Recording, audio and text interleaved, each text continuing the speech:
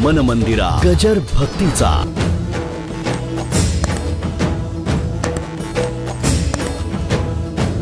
तुम्ही किती शिकला, किती मोठे झाला, किती पैसे कमवला, तुम्ही कोणत्या पदावर आहात, कोणती सत्ता तुमच्या हातात आहे, यापेक्षा जीवनामध्ये तुम्ही किती समाधानी आहात हा महत्वाचा मुद्दा आहे.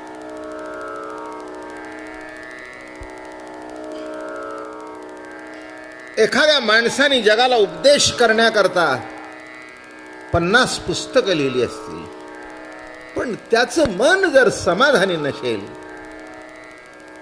तर कोण काय करत. व्यासांच्या बाबतीत असंच घडलं.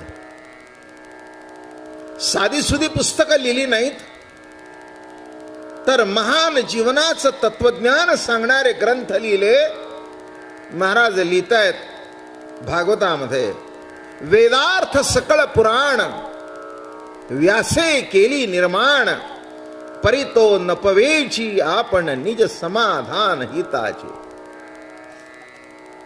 एवढं करून सुद्धा त्याच्या जीवाला समाधान प्राप्त झालं नाही. मोठी अवघड गोष्ट झाली. आपण कार्य करत असतो, आपण कर्म करत असतो.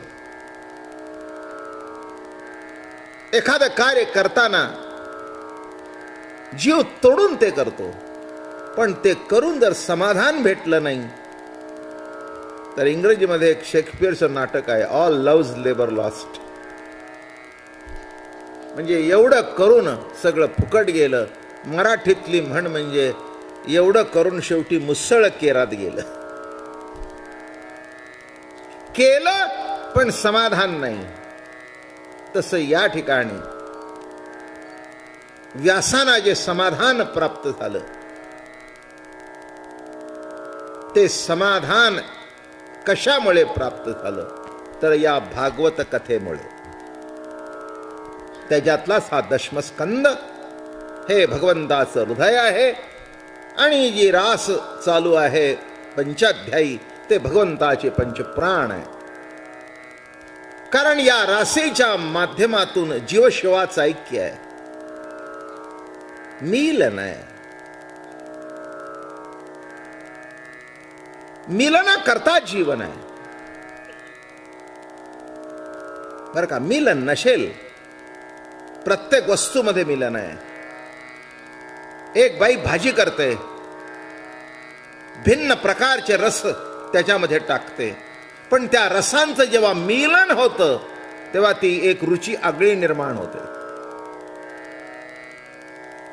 ज्या भाजीमध्ये आपण किती विरोधी तत्व टाकतो नाही का, गोड टाकतो, आंबट टाकतो, तिखट टाकतो, तुरट टाकतो. काही गंमत आहे हा? भाजी तिखट व्हावी म्हणून तिखट टाकायचं आणि पुन्हा गुळ टाकायचं. अरे काय काही पद्धत आहे का काय? आणि पुन्हा आंबट होऊ नये म्हणता, पण पुन्हा चिंच टाकता, पुन्हा खारट मीठ टाकता. बर का, हो, पुन्हा फोडणीला ती तुरट लागणारी मेथी टाकता. तिची चव काय निराळीच असते. मग एवढे सगळे प्रकार टाकून जेव्हा त्या सर्व रसांचं एकरूपतेने मिलन होतं, एक अलौकिक रास निर्माण होतो. मग माणूस म्हणतो, वा काय जेवण झाले, उत्कृष्ट. बोलण्यामध्ये सुद्धा रास जमावी लागते. शब्द कळला का? काय व सध्या आधी फारच तुमच्या दोघांची रास जमलेली दिसते.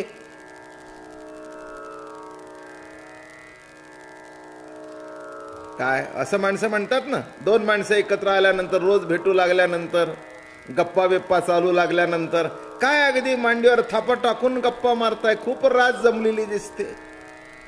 नाही नाही, रास जमल्याशिवाय तर जीवनामध्ये काही होतच नाही, हेही लक्षात ठेवा. संसार सुखाचा व्हायचा असेल तर पती पत्नीची रास जमावी लागते. आणि एक लक्षात ठेवा, नवरसामधला हा शेवटचा 10वा रस हा प्रेम रस आहे.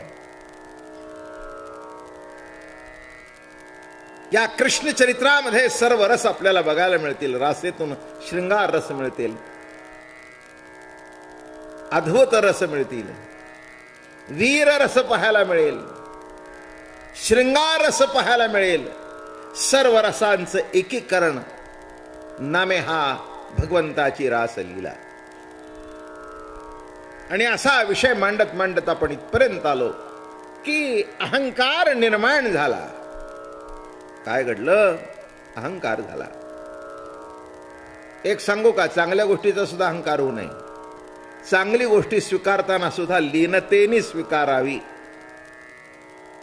तरच ती पचते. चांगली गोष्टी सुद्धा, माझं बोलणं कळलं का? वाईट तर ज्या सोडून, पण चांगली गोष्ट स्वीकारताना सुद्धा अत्यंत लीनतेने. बोली लिले कुरे वेडी वाकुडी उत्तरे, करा क्षमापराध महाराज तुम्ही सिद्ध. किती लीनता आहे महाराजांच्या मध्ये बरं का. ज्ञानेश्वर महाराजांनी उत्कृष्ट निरूपण चालल्यानंतर श्रोते समोर बसले होते. त्यामध्ये निवृत्तीनाथांच्या सारखे सद्गुरू पण होते. आणि बरं वाटायचं ऐकल्यानंतर. माऊली, वा वा वा, काय गोड बोलता, काय वा विषय मांडला तुम्ही सुंदर, ऐकून बरं वाटलं आम्हाला. माऊलीने चटकन म्हणावं, एरवी तरी मी मूर्खू, जरी झाला अविवेकू, पण संत कृपा दीपकू सोज्वळू असे. निराभिमान.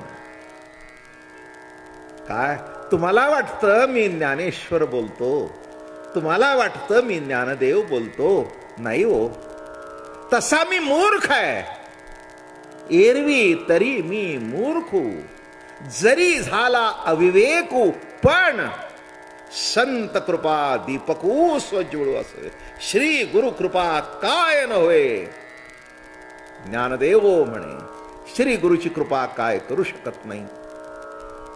हे अभिमानाचंच निरूपण चाललंय की एवढ्या मोठ्या परमपदाला पोचून सुद्धा निराभिमानी राहणं हेच आपल्या साधनेची कसवटी आहे. कसवटी कुठे आहे? किती आपल्या हातून मोठं कार्य घडलं तरी त्याच्याबद्दल आपली वृत्ती निराभिमानी राहणं हे अत्यंत महत्वाचं आहे. कार्य घडलं, घडल्याचा अवसर तुम्हाला मिळाला, चांगली गोष्ट आहे. पण ते घडून सुद्धा निराभिमानी वृत्ती राहणं हे आवश्यक आहे. म्हणून काल 3 अभिमान आपल्याला सांगितले. संसारातला अभिमान, परमार्थातला अभिमान आणि शेवटी अहम ब्रह्मास्मी हा अध्यात्मातला अभिमान. आणि एक पुढे अजून जाऊन सांगायचं आहे, असं गैरसमज करून घेऊ नका की भक्तीत अहंकार निर्माण होत नाही. भक्तीत अहंकार निर्माण होतो. आणि अजून सांगतो, देवळ जवळ असला तरी अहंकार मध्ये शिरतो. याचं प्रत्यक्ष उदाहरण म्हणजे ही रासक्रीडा.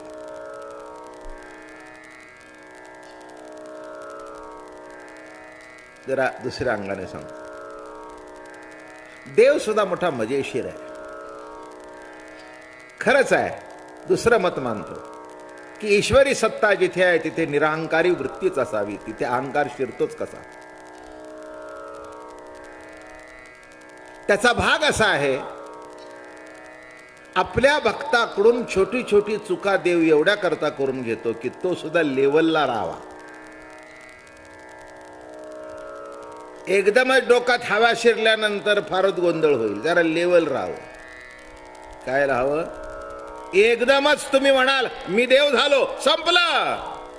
आम्ही देव तुम्ही देव मध्ये भेव कशाचा? कळलं का? आम्ही देव तुम्ही देव. उद्यापासून प्रवचन कशाला? काही कारण आहे का? प्रवचनाचं कारणच संपलं. तुम्ही देव आहे, आम्ही देव आहे.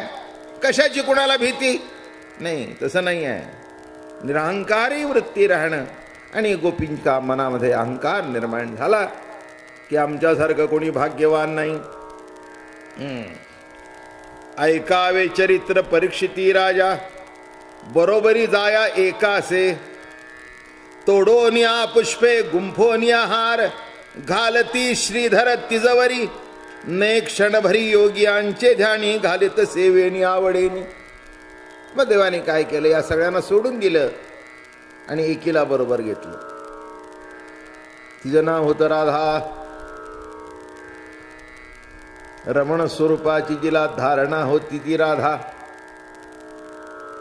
मागे सांगितलं होतं पण पुन्हा रिपीट करतो, काही बिघडत नाही.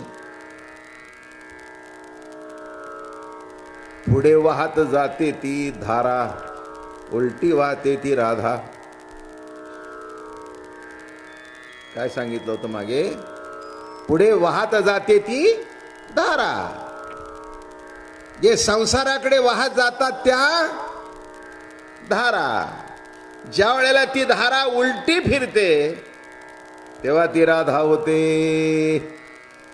म्हणून आपल्याला राधा होण्याचा खटपट आहे. ही धारा होण्याची गरजच नाही, आहातच.